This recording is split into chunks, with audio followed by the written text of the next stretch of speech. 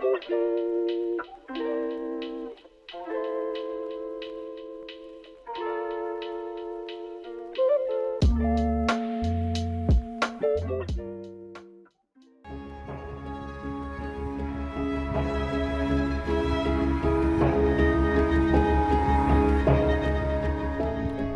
2. How did society develop to capitalism? Part 1. Our goal, a classless socialist society. The Russian Revolution of October 1917, actually November 1917 by the modern Gregorian calendar, opened up a new chapter in the history of mankind. It set as its aim the building of socialism. Under socialism, the exploitation of man by man is done away with. The task of the second five-year period, upon which the USSR entered in 1933, is the building of a classless socialist society. In his speech to the Congress of Collective Farm Shock Brigade Workers in February 1933, Comrade Stalin said, "The history of nations knows not a few revolutions, but these revolutions differ from the October Revolution in that they were one-sided revolutions. One form of exploitation of the toilers made way for another form of exploitation, but exploitation as such remained. Certain exploiters and oppressors made way for other exploiters and oppressors, but exploitation and oppression as such remained. The October Revolution alone set itself the aim of abolishing all exploitation and liquidating all exploiters and oppressors." In order to understand thoroughly the full significance of the struggle for a classless socialist society, it is necessary to know the essence of class society. It is necessary to remember of what classes society is constituted under capitalism. One must keep in mind what classes are and clarify the question as to whether classes have always existed. One must understand in just what way capitalist society differs from all other forms of class rule. Finally, one must thoroughly master the questions as to what course the struggle of the working class must follow in order to destroy capitalist slavery, and as to what are the laws of development and decay of the capitalist system. Have there always been classes? The menials of capitalism do their utmost to prove that the division of society into classes is inevitable. It's important to the defenders of the moneybags to depict things as if the existence of exploiters and exploited were an eternal and necessary condition of the existence of any society. As far back as ancient Rome, when the exploited rebelled against their masters, a certain defender of the ruling class told a fable in which he compared society with the organism of an individual. Just as the individual, presumably, has hands to do work and the stomach to eat food, just so must society have people to do all the work and others to take the fruit of the workers' labour. That was, in fact, Senator Marcus Agrippa. As a matter of fact, all the later apologists of the rule of the exploiting classes in their struggle against the destruction of the system of exploitation of man by man have not gone very much further than this miserable fable. In reality, it has been incontrovertibly proven that the human race lived for many thousands of years without any class division, class rule, or exploitation. As is well known, man evolved from the animal kingdom countless ages ago. Man has never lived segregated by himself, but always in groups. During the first stages of human development, these groups were small. What united the individual members of such groups? It is clear that what united them was their common struggle for existence, their common labour in obtaining food. Primitive clan communism. Man had to conduct his struggle with nature during the primitive stages of development under exceedingly difficult conditions. A stick and a stone, that was all the weapons man was limited to for many thousands of years. Numerous dangers surrounded him at every step. He was almost powerless against tremendous forces of nature, about whose laws he knew nothing at all. Under these circumstances, men lived in small communities, clans. They worked in common and used the fruit of their joint labour in common also. There could be no inequality at these low stages of human development, since people got only enough products by hunting, herding cattle, or very primitive agriculture for a bare existence. All peoples lived in such primitive clan communities during the first periods of their development. Such primitive communes continued to exist even up to very recent times in many remote corners of the earth, which remained uninfluenced by the more developed countries. The pressure of the European bourgeoisie, which grabbed all these corners of the earth, of course worked havoc with such organization. 1,000 or 1,500 years ago, however, the forefathers of some of these Europeans also lived in such a primitive clan system. Thus we see that up to the rise of class division in society, primitive clan communism prevailed. There were different forms of this system among different tribes and peoples, but irrespective of these differences, the primitive stage of development of all peoples show a complete similarity in the principal features of the social organization. The first stages of social development in which primitive communism existed proceeded at an exceedingly slow rate of evolution. During hundreds, even thousands of years, conditions of life practically did not change or changed extremely slowly. Man took the first steps in his development with tremendous difficulty. Generation followed generation, and social conditions did not change noticeably. Very slowly indeed, man learned to perfect his tools and his methods of work. What were the social relations under primitive communism? The primitive community or clan was usually small in numbers. With the technical development existing at the time, a large clan could not hope to feed all its members. Labour in such a community was organised more or less according to a plan. All members of the community had definite occupations. The men, for instance, hunted. The women stayed at home with the children and also had to till the soil. Upon returning from the hunt, the game was divided according to established, time-honoured custom.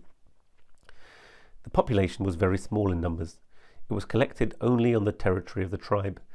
Next to this territory was the hunting ground surrounding it in a wide circle. A neutral forest formed the line of demarcation from other tribes. The division of labour was quite primitive. The work was simply divided between the two sexes. The men went to war, hunted, fished, provided the raw material or food and the tools necessary for those pursuits. The women cared for the house and prepared food and clothing. They cooked, wove and sewed. Each sex was master of its own field of activity, the men in the forest, the women in the house. Each sex also owned the tools made and used by it. The men were the owners of the weapons, of the hunting and fishing tackle, the women of the household goods and utensils.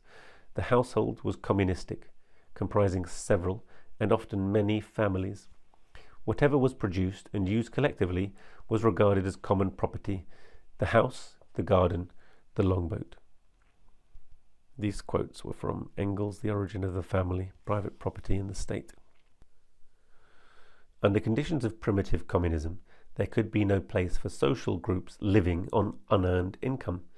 There was no exploitation of one part of the community by another in the framework of primitive communism.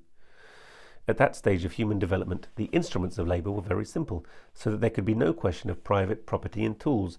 Everyone was able, without much labour, to prepare for himself a spear, a stone, a bow and arrow, etc. At the same time, there was no private property in land. The land was the common property of the entire community, the clan. It was just this remnant of communal land ownership that proved most enduring among the peasantry, even ages after the development of class division in society. During later stages of social development, the peasant commune was frequently maintained artificially by the exploiters and the class state in order to facilitate the exploitation of the peasantry, collect taxes, etc. In other cases, on the contrary, the ruling classes destroyed communal life in the village in order to clear the field for the free development of capitalism. Such were the clearances in England. Communal ownership of land remained even after agriculture had become the principal form of labour. The land which was given to individual peasant families to cultivate was redistributed from time to time. It remained the communal property of the village and was frequently distributed among the various households by means of drawing lots. Communal ownership of pasture land remained even longer.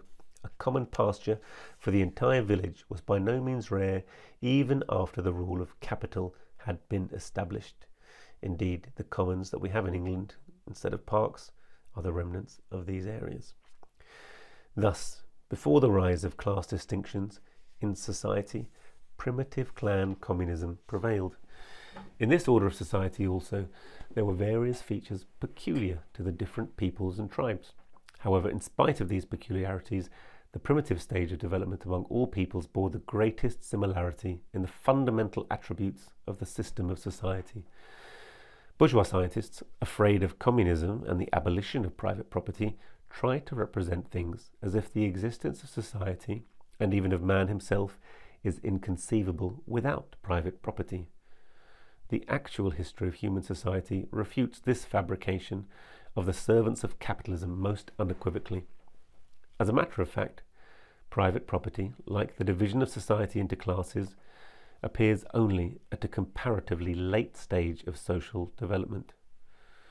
People lived for many thousands of years without the least conception of private property.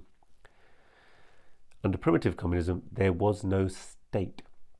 The state appeared later, with the rise in private property and the division of society into classes. Lenin, in his lecture on the state, said the following: "In primitive society, when people lived in small clans, in the lowest stage of their development, in a state near to savagery, in the epoch from which modern civilized man is separated by several thousands of years, at that time there was as yet no signs of the existence of the state.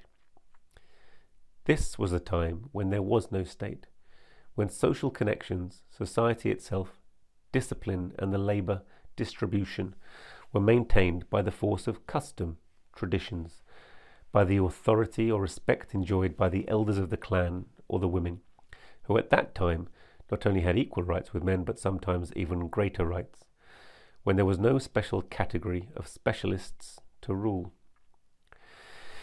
History shows that the state is a special apparatus for the coercion of people, coming into being only where and when there has been a division of society into classes, that is, a division into such groups of people of which one can constantly appropriate the labour of others, where one exploits the other. We thus see that the division of society into a class of exploiters and a class of exploited is not at all an eternal and inevitable feature of each and every social system.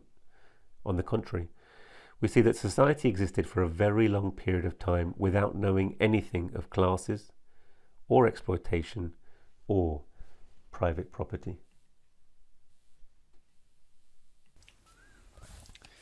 The decay of primitive society. In primitive times, man proceeded very slowly upon the road of development, but nevertheless there was progress. Human society never remained in a totally static condition. Tools, slowly but surely, were perfected. People learned to use the previously incomprehensible forces of nature. The discovery of fire played a tremendous role. Then the savages learned to make a bow and arrow for hunting purposes. Having begun with a stick and a stone, man gradually learned to make the stick into a spear and to grind the stone so as to make it better adapted for hunting purposes. A new stage was reached when the art of pottery making was achieved, when man learned to make vessels from clay. The taming of the first domestic cattle and the cultivation of grain played a tremendous part. Thus, cattle raising and agriculture began.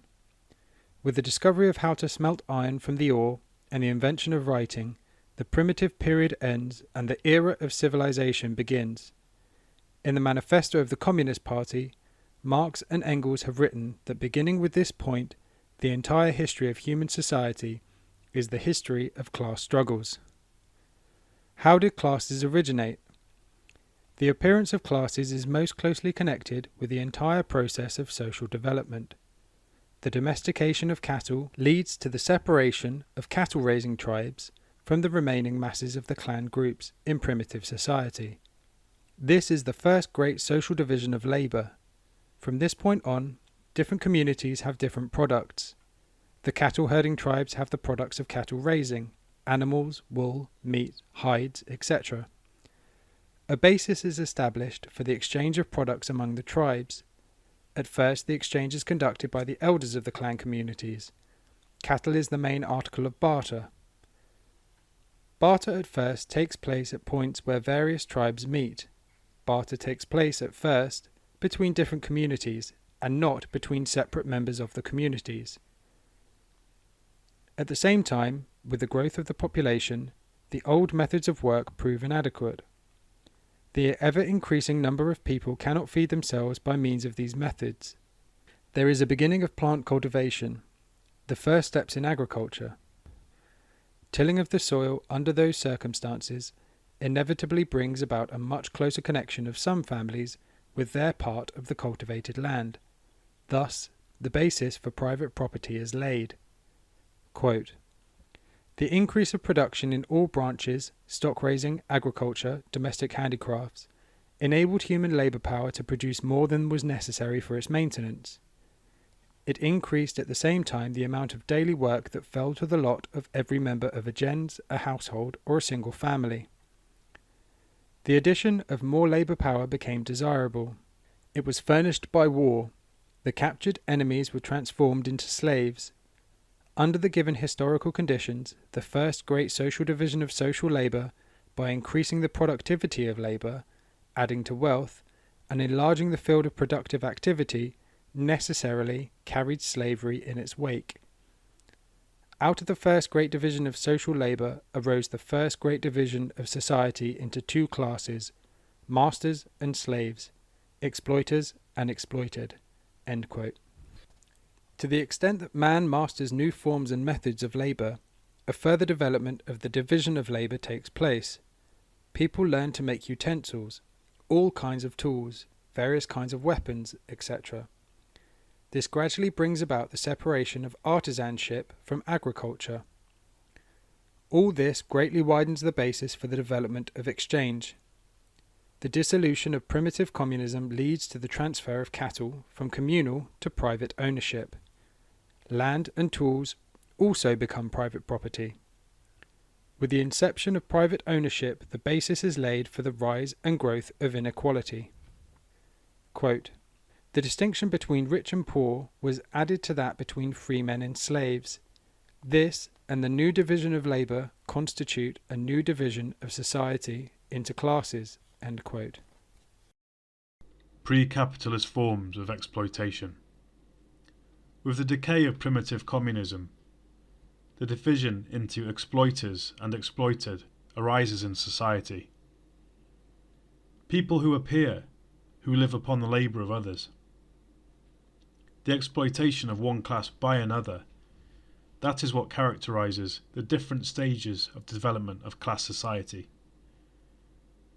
The forms of exploitation, however, the methods by means of which one class lives at the expense of another, change with the different stages of development.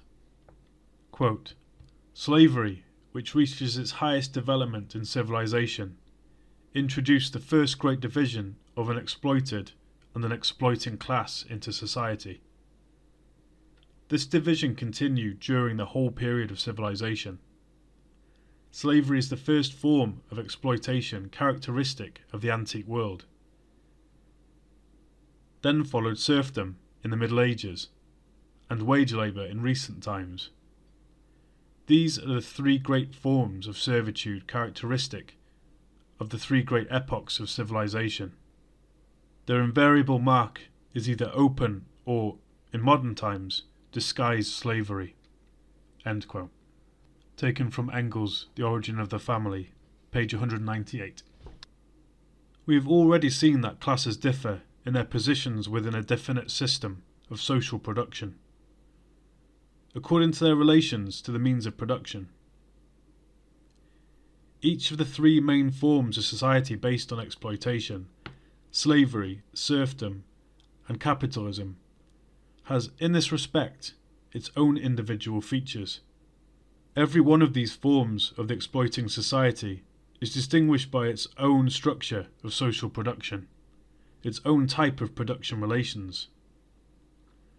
The system of slavery is met with in the most diverse epochs of the history of mankind. Slavery is the most ancient form of exploitation. It occurs upon the very threshold of the written history of human society. Under slavery, the exploited class is the property of the exploiters. The slave belongs to his owner, just as a house, land, or cattle. In ancient Rome, where slavery flourished, the slave was called a talking tool, as distinguished from mute tools and semi-mute tools, cattle. A slave was considered a chattel belonging to his master, who did not have to answer for the murder of his slave. The slave owner considered the slave as part of his property, and his wealth was measured by the number of slaves he owned. The slave owner made his slave work for him. Slave labour is labour performed under compulsion, under the threat of punishment. Slave labour was distinguished by its low productivity. Technical improvement was exceedingly slow under conditions of slavery.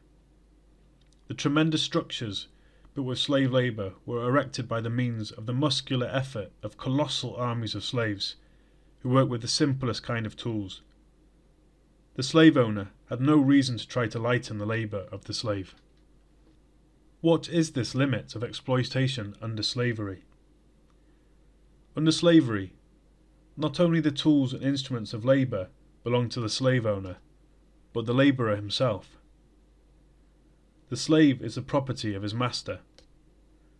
The slave owner feeds and maintains his slave, because the death of a slave is a loss to him, decreases his wealth. So long as the exchange of products was underdeveloped, every slave owner made his slaves produce only the things needed within his own estate. The life of the ruling classes under slavery was characterized by an insensate luxury and waste. But however great the luxury, there were limits to slave labour, as beyond a certain definite amount, excess products could not be utilised. Under slavery, the growth of wealth is circumscribed within comparatively narrow limits. This is what caused the dearth of technical development under the system of slavery. Together with class dominance, the state comes into being as an apparatus of coercion, compelling the majority of society to work for the exploiting minority. In the slave-owning society of old, the state was confined in a narrower frame than it is at the present time. Means of communication were still little developed. Mountains and seas presented obstacles which were difficult to surmount. Various forms of the state, the monarchy, the republic, etc., were already present under slavery.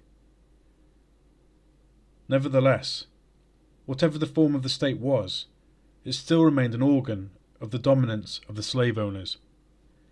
Slaves in general were not regarded as members of society. Slave-owning society, particularly in ancient Greece and ancient Rome, reached a high level of scientific and artistic development. However, it was a culture erected on the bones of countless masses of slaves. During periods of frequent wars, the number of people who were made slaves often grew tremendously. The lives of the slaves were extremely cheap, and the exploiters made their conditions of life altogether intolerable. The history of slavery is one of bloody struggle between the exploiters and the exploited. Uprisings of slaves against their masters were suppressed with merciless cruelty. Slave revolts shook slave-owning society to its very foundations, particularly in the last period of its existence. Having conquered a series of countries in the most remote corners of the world, as it was then known to the Romans, the Roman Empire had attained to enormous power, when it began to totter more and more under the stress of the contradictions that were rending the whole fabric of the society of that time.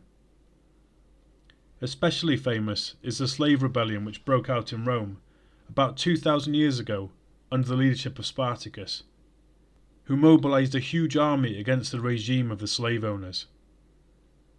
The revolts of the slaves could not bring victory to the exploited, could not put an end to exploitation in general. The slaves were not in a position to set themselves a clearly perceived goal. They could not create a strong organisation to lead their struggle. Frequently, the slaves were mere pawns in the hands of the various factions of the ruling class who were fighting among themselves.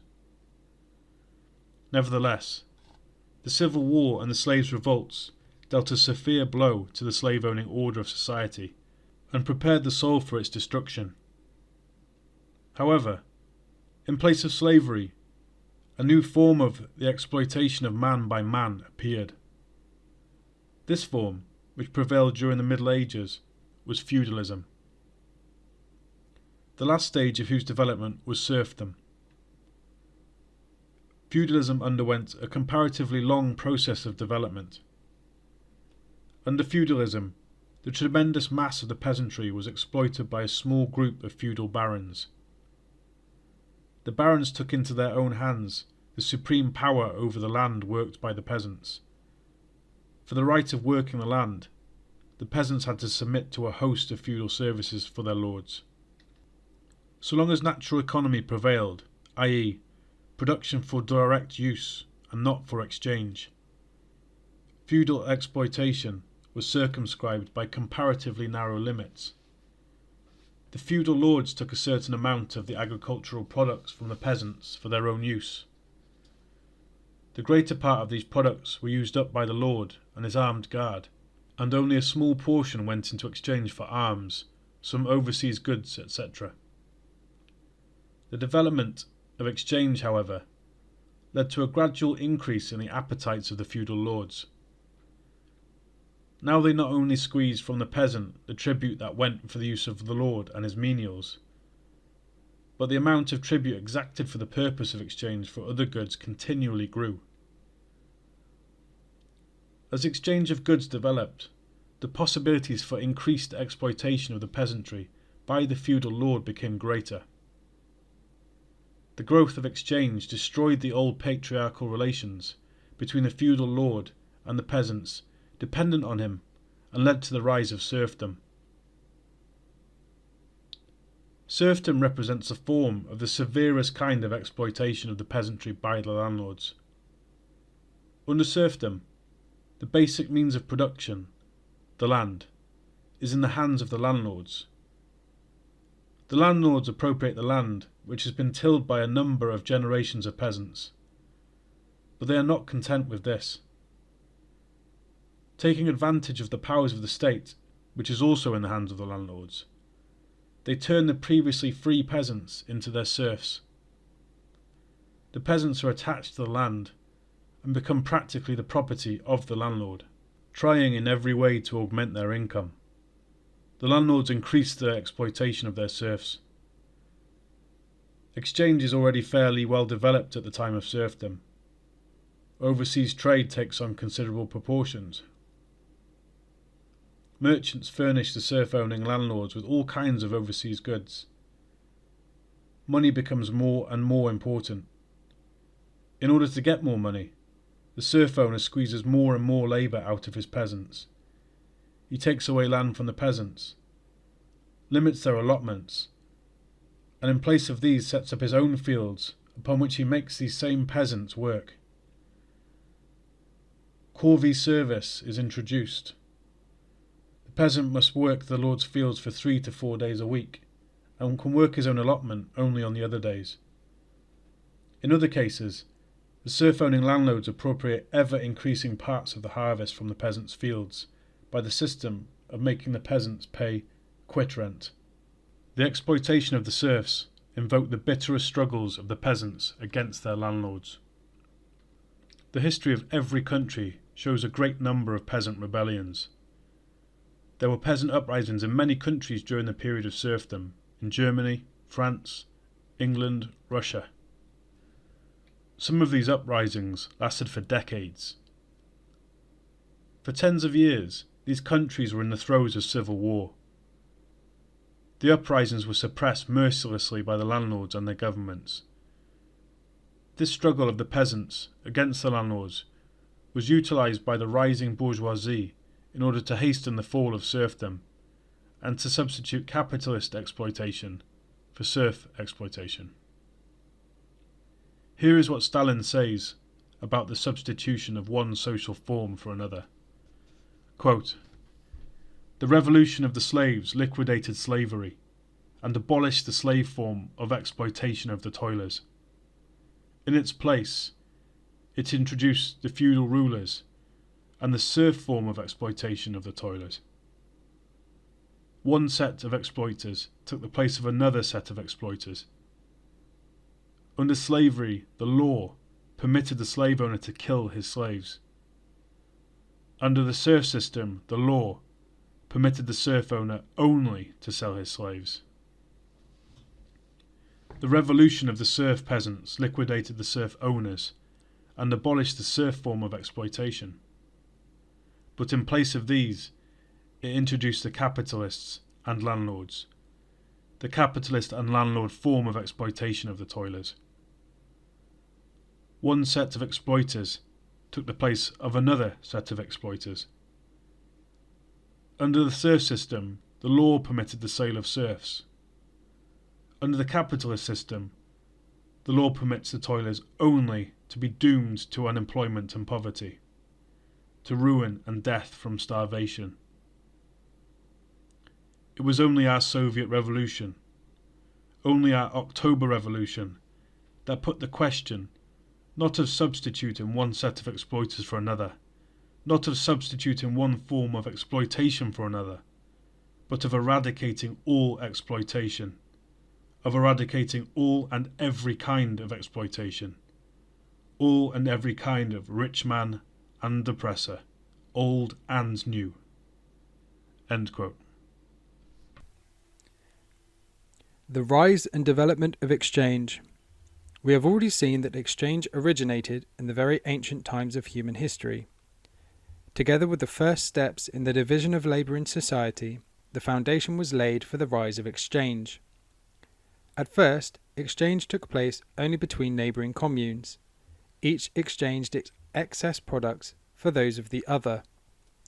However, having originated at the border between communes, exchange soon exerted a destructive influence upon relations within the commune.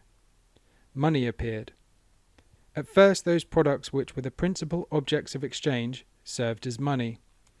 Thus, in many cases, when exchange took place with cattle-raising clans or tribes, cattle served as money. The wealth of a tribe, and after the appearance of private property, the wealth of an individual, was measured by the number of head of cattle owned. Natural production, however, prevailed for a long time after the rise of exchange. The production of goods not intended for exchange is called natural production. On the other hand, the production of goods for sale on the market for exchange is called commodity production. Natural production, however, prevailed for a long time after the rise of exchange. The production of goods not intended for exchange is called natural production. On the other hand, the production of goods for sale on the market for exchange is called commodity production. It is natural production which prevails during slavery and feudalism. Pre-capitalist forms of exploitation arise and develop on the basis of the prevalence of natural production. Only the gradual development of exchange undermines the foundations of these forms of society. Here is what Engels says about this stage of development. Quote, "We all know that in the early stages of society, products were used by the producers themselves, and that these producers were organized spontaneously in more or less communistic communes, that the exchange of surplus products with outsiders, which is the prelude to the transformation of products into commodities, is of later date, at first occurring only between individual communes belonging to different tribes, but later coming into effect also within the commune, and materially helping to break them up into larger or smaller family groups. But even after this breaking up, the heads of families conducting exchange remained working peasants producing almost everything necessary to satisfy all the demands within their own economy with the help of the members of the family, and only obtaining an insignificant part of objects of necessity from outside in exchange for surplus products of their own. The family is not only occupied in agriculture and cattle raising, it also works up the product from these into articles ready for use. In places it still grinds flour with a hand mill, it bakes bread, spins dyes, weaves linen and wool, tans leather, erects and repairs wooden houses, makes tools and instruments of labour, often does carpentry and forge work, so that the family or family group is, in the main, self-sufficient. Quote, the few things such a family has to obtain by exchange or purchase from others consisted, even as late as the beginning of the 19th century in Germany, mainly of the products of artisans, i.e. of such things as the peasant is not at all incapable of preparing himself, but which he did not produce himself, only because either the raw material was not accessible to him, or because the purchased article was much better or very much cheaper. End quote. Thus natural production prevails not only under slavery and in the Middle Ages, but also under new conditions. Commodity production is by no means prevalent at the inception of capitalism. Only the development of capitalism strikes a mortal blow at natural production.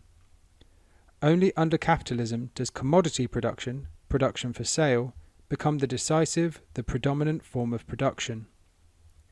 Within pre-capitalist society, commodity production develops to an ever greater extent together with an increase in the division of labour. Of particular significance is the separation of handicraftsmanship from agriculture. Whereas the peasant agriculturalist conducts his husbandry mainly as natural production, the same cannot be said of the artisan. Handicraftsmanship is, from the very beginning, clearly of a commodity-producing character. The artisan producing a pair of boots, or a set of harness, a plough or horseshoes, clay or wooden vessels, works from the very start for the market for sale. But unlike commodity production under capitalism, the artisan works with instruments of labour which are his own. As a rule, he applies only his labour power. Only later, with the development of cities, does the artisan begin to hire apprentices and journeymen. Finally, the artisan usually works upon local raw material and sells his commodities in the local market.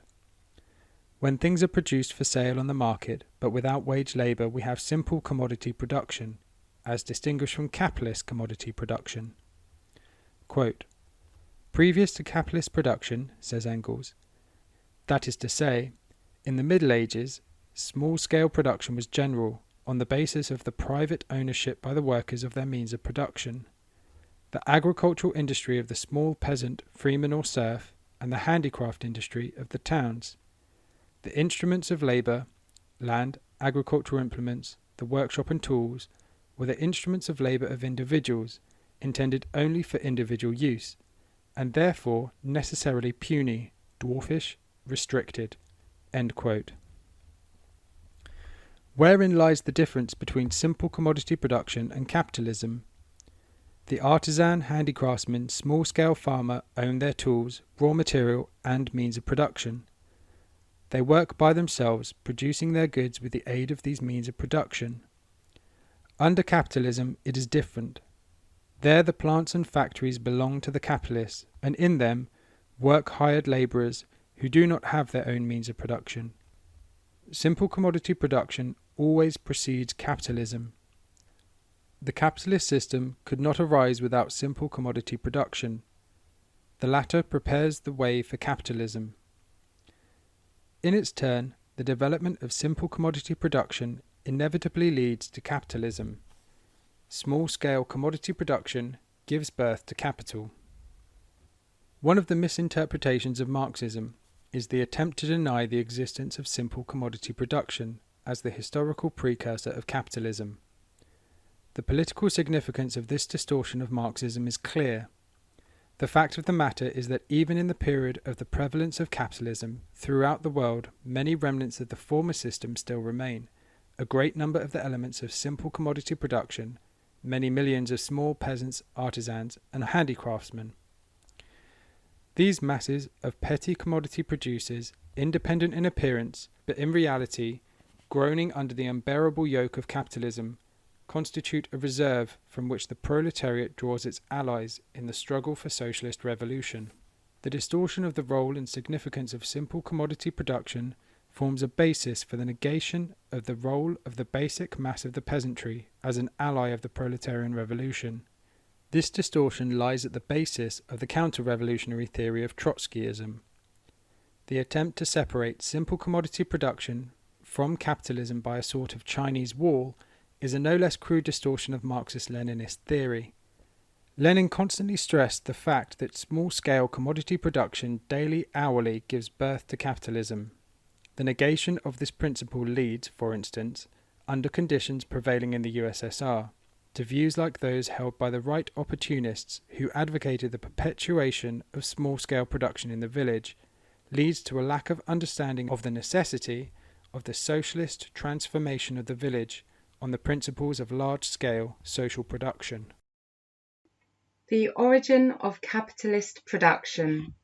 Capitalism originated within the feudal serf system. The oldest forms of capital are commercial and usurer capital. The merchant played an ever more important role as exchange developed within the old natural economy. The merchant capitalist furnished the serf-owning landlords with all kinds of luxuries, making much profit thereby. Part of the tribute which the landlord squeezed out of his serfs thus found its way into the pockets of the merchant, the representative of commercial capital. With the development of commerce, usury also flourished. Great lords, landlords, kings, governments needed increasing sums of money. The mad luxury and waste, the endless wars devoured tremendous sums of money. Thus, the basis arose for the activities of moneylenders. Lending money to the feudal lords at exorbitant interest, the usurer grabbed a large share of the tribute squeezed out of the labour of the serfs. Commercial and usurer capital, taking firm root in the life of feudal society, unflaggingly undermined and broke down the foundations of this society. With the growth of commerce, the exploitation of the serfs by the landlords grew continually stronger. The excessive exploitation undermined the foundations of serfdom peasant economy. It was impoverished. The peasants became paupers leading a hungry existence, incapable of giving a large income to the landlord. At the same time, usurer capital grasped the feudal estate in its tentacles, squeezing the life out of it. The decay of serfdom prepared the way for the rise of capitalist production. Commercial capital at first engaged only in trade. Commerce was carried on with the products furnished by artisans and serfs, as well as with products imported from distant countries. With the growth of commerce, however, these sources of products become inadequate. Small-scale handicraft production could supply only a limited mass of commodities, sufficient merely for the local market. When commerce began to operate in more distant markets, the necessity arose for extending production. But only capital could secure such an extension of production. Small-scale commodity production was powerless here. Its possibilities were narrowly circumscribed. A transition then took place from small-scale to capitalist production, which destroyed the pre-capitalist forms of exploitation, only to substitute for them the last form of exploitation, of man by man, capitalist exploitation. Here is how Lenin describes this transition from small-scale production to capitalism. Quote, "Under the old conditions, almost all the wealth was produced by small-scale husbandmen who constituted the overwhelming majority of the population. The population lived settled down in the villages, producing the greater part of their products, either for immediate use or for the small markets of local settlements, scarcely connecting with neighbouring markets. These same petty husbandmen worked for the landlords, who made them produce only the things needed for their own immediate use. Domestic products were given to the artisans to be worked on, and these also lived in the villages or journeyed in the neighbourhood to take on work.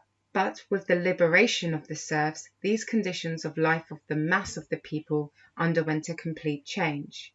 Instead of small-scale artisan shops, large factories began to appear, which grew very rapidly, pushing out the small-scale handicraftsmen, turning them into wage labourers, and compelling thousands of workmen to work together, producing tremendous quantities of commodities which were sold all over Russia. Small-scale production is replaced by large-scale production everywhere, and the masses of workmen are already simply hired men working for wages for a capitalist who owns tremendous capital, builds tremendous workshops, purchases masses of materials, and pockets all the profits of this mass production of the united workmen. Production has become capitalist, and it presses relentlessly and mercilessly upon the small husbandmen, destroying their settled life in the village, compelling them to wander over the country from end to end as simple labourers, selling their labour to capital. Ever greater and greater portions of the population are torn away from the villages and from agriculture to collect in the cities, factory, and industrial towns and settlements, forming a distinct class of people having nothing of their own, a class of wage labourers, proletarians living only by the sale of their labour power." End quote.